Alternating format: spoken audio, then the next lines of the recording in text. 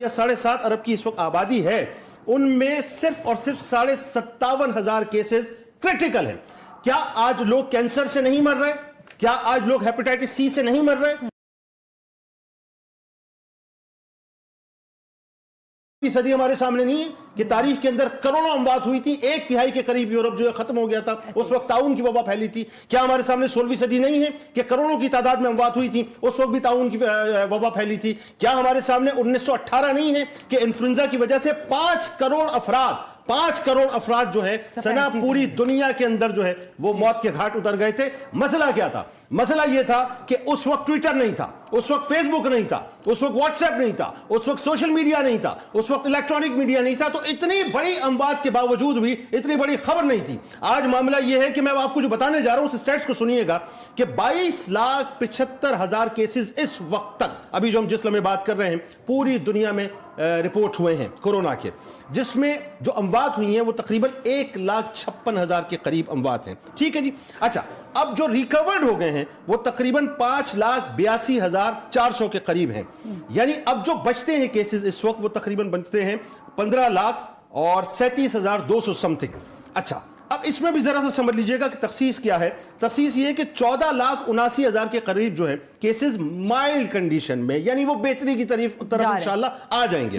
جو critical position ہے وہ 57,500 مریضوں کی ہے، یعنی اس کا مطلب یہ ہوا کہ پوری دنیا جو کہ 7 ارب یا 7.5 ارب کی اس وقت آبادی ہے، ان میں صرف اور صرف 57,500 کیسز کرٹیکل ہیں۔ کیا آج لوگ کینسر سے نہیں مر رہے؟ کیا آج لوگ ہیپیٹائٹس سی سے نہیں مر رہے؟ کیا آج لوگ ہارٹ اٹیک سے نہیں مر رہے؟ کیا آج لوگ شوگر سے نہیں مر رہے؟ کیا آج لوگ بلڈ پریشر سے نہیں مر رہے؟ کیا اس کے علاوہ دیگر امراض کی وجہ سے اموات نہیں ہو رہی؟ ان کی تو کوئی بریکنگ نیوز نہیں ہے۔ بریکنگ نیوز ہے 57,500 لوگ 7.5 ارب کی آبادی میں کرٹیکل پوزیشن میں، ان کی بریکنگ نیوز ہے۔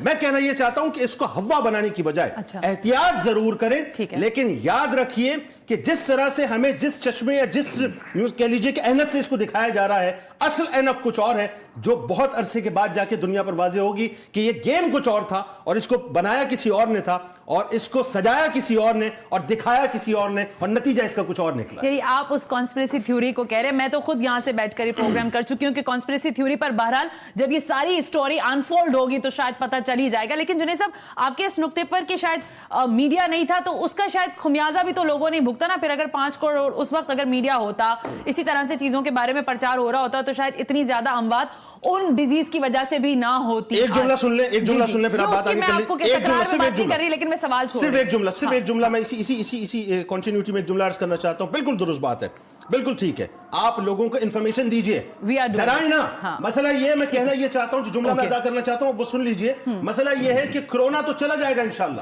چلی جائے گی وہ بات انشاءاللہ، اللہ تعالیٰ ختم فرما دے گا، لیکن کرونا کے بعد جو ٹیلی ویژن اسکرینز کے سامنے بیٹھے ہوئے بڑے بوڑھے ہیں، جو بچے ہیں، جوان ہیں، ان میں سے کوئی آپ کو شوگر پیشنٹ نظر آئے گا، کوئی اس میں ہارٹ اٹیک ڈپریشن تو بہت بڑھ گیا ہے، یہ بات نظر آئے گا، کوئی بلڈ پریشر کا مریض نظر آئے گا، کوئی اینزائٹی کا مریض نظر آئے گا، کوئی دیوانہ ہو جائے گا۔ ابھی پنجاب میں جو کیس ہوا ہے کیا ہوا ہے؟ کسی نے کہہ دیا کہ تمہیں کرونا ہے، اس ڈر کے مارے اس شخص نے اپنے آپ کو آگ لگا دی۔ یعنی ڈر اور خوف کی فضا جو ہے اس وقت ہم نے بنایا۔ ایگریڈ ود دیٹ کہ ہم نے لوگوں میں انزائٹی بہت زیادہ پھیلا دی ہے۔